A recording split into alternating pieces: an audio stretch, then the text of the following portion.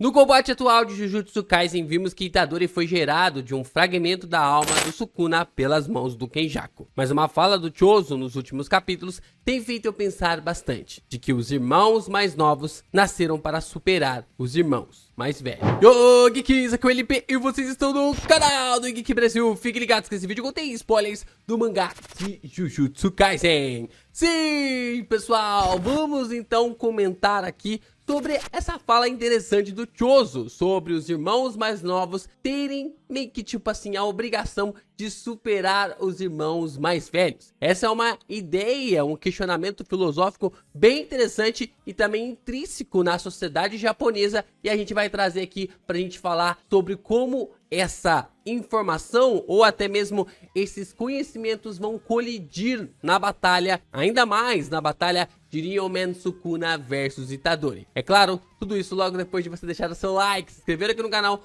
compartilhar esse vídeo com os seus amigos. É muito importante você continuar reagindo aos nossos conteúdos para que o YouTube passe a entregar ainda mais os nossos vídeos por aí. E também, você também pode ler a minha novel Que Haja Luz. Tanto na Novel Mania quanto também no Tapas, nós estamos escrevendo uma história completamente original. Os inscritos criaram os personagens, eu tô fazendo toda a lore e a gente vai desenvolver o universo de Que Haja Luz na faixa diretamente para vocês. Então, acessem na Novel Mania ou também pelo Tapas, com os links na descrição.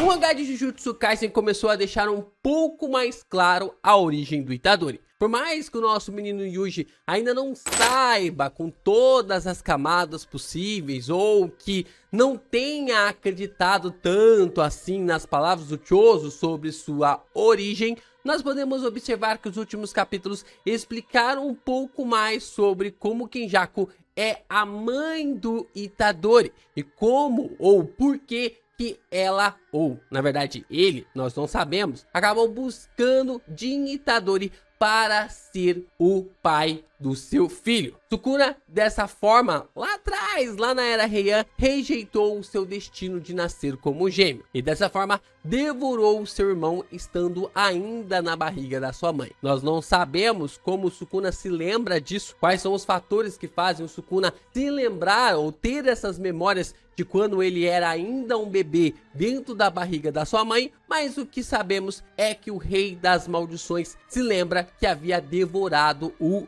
seu irmão estando na barriga dela. Kenjaku então passou mais de 1000 anos esperando que a alma do irmão do Sukuna reencarnasse para que ele pudesse ter um filho assim com ele. E esse filho é Yuji Itadori. Nós podemos observar que o Gojo mesmo diz que alguém como Itadori só nasce de 1000 em 1000 anos. É claro que o Gojo estava se referenciando a Ryomen Sukuna. E é claro também que nós temos essa conexão completa de Jin Itadori barra Yuji Itadori com o Rei das Maldições. E assim, o Kenjaku passou todo esse tempo procurando por essa alma para que pudesse ter um filho, para que tivesse ali uma concepção com essa pessoa. Como sabemos, a alma do Jin e do Sukuna são uma só, visto que para o mundo Jujutsu, gêmeos são colocados como uma criatura só. É como se tivessem ali uma mesma conexão, uma mesma realidade. Seriam apenas uma alma dividido em dois corpos.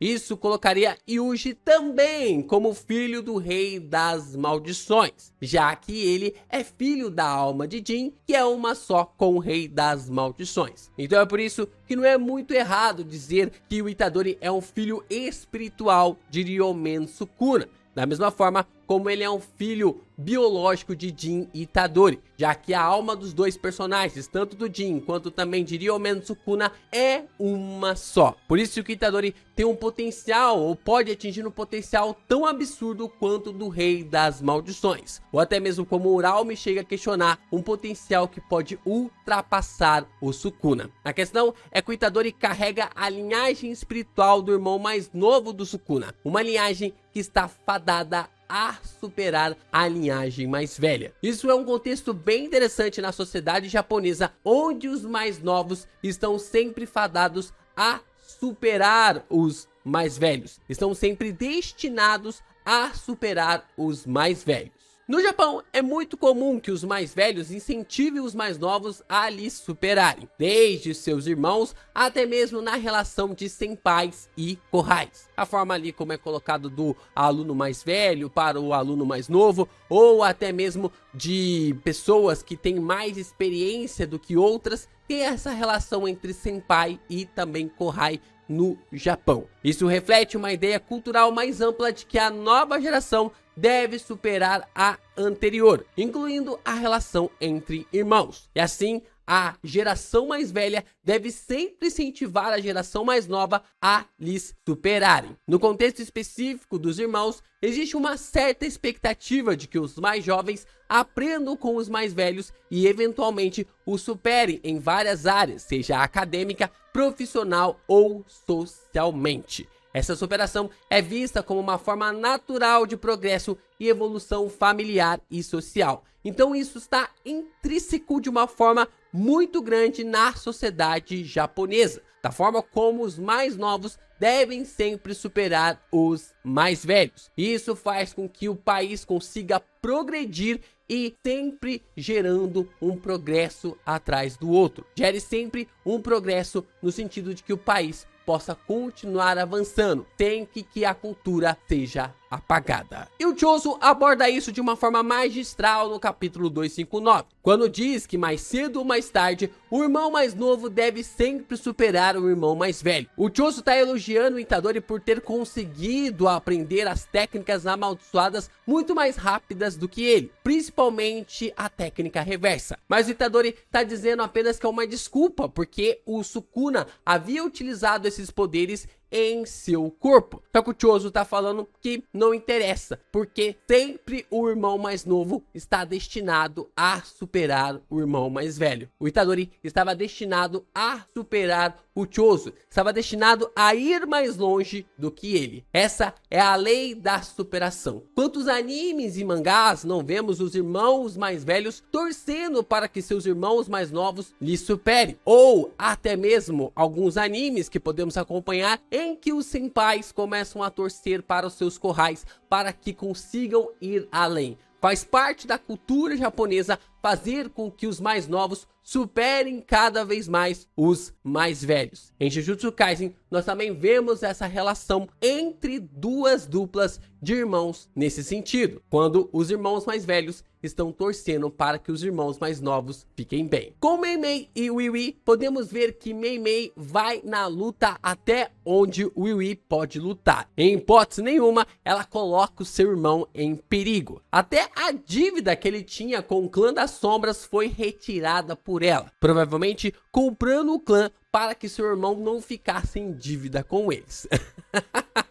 A Mei Mei, ela não gosta de ficar em dívida com ninguém, então ela colocou o Wee Wee para aprender o domínio simples. Mas como nós vimos nos últimos capítulos, parece que a Mei Mei acabou comprando o grande clã das sombras e isso fez com que todos pudessem aprender o domínio simples, tirando, é claro, a dívida do seu irmão que tinha ali com esse clã. Mostrando, é claro, também um cuidado da Mei Mei com o seu irmão Wee Wee nessa relação entre esses dois. Relação conturbada, mas ainda são irmã e irmão. Já Maki e Mai, nós temos uma dualidade um pouco diferente. Maki era a mais velha e queria proteger a Mai de todas as formas possíveis. Por isso, lhe deixou no clã Zenin e foi embora, achando que assim a vida da sua irmã seria melhor. No caso, as duas, como elas eram gêmeas, a Mai tinha ali uma certa a similaridade melhor, porque ainda carregava energia amaldiçoada. Como ela tinha o poder amaldiçoado, a Maki enxergava que a Mai poderia ter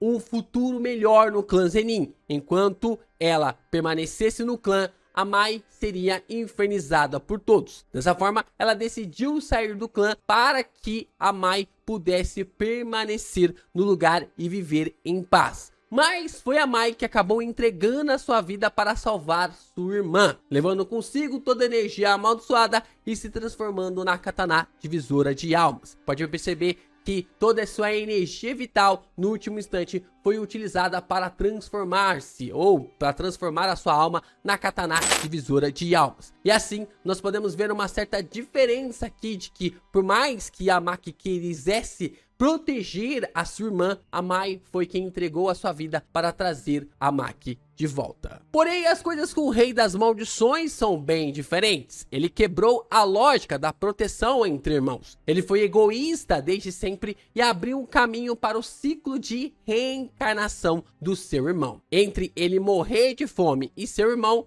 é claro que ele escolheu o caminho mais vantajoso para si, e assim como ele sempre disse que faria. Ele brinca com aqueles que o diverte, ele mata aqueles que lhe deixam entediado. Ele come quando quer comer, ele age como bem quiser, porque se entende como uma força da natureza. Ryumen Sukuna, ele não se importa com nada, ele não se importa com essa ideia, com a forma como a sociedade japonesa pode se importar com os irmãos mais novos e como a geração mais nova deve superar a geração anterior para que o país continue a progredir. A linhagem de seu irmão esteve por aí, passando por Iwasuke, Jin e finalmente Itadori, onde Yuji buscará com todas as forças agora cumprir o desejo do Choso para ele, que o irmão mais novo possa superar o irmão mais velho. Essa é uma questão muito interessante que o Choso tem para com o Itadori, de que o irmão mais novo vai superar o mais velho.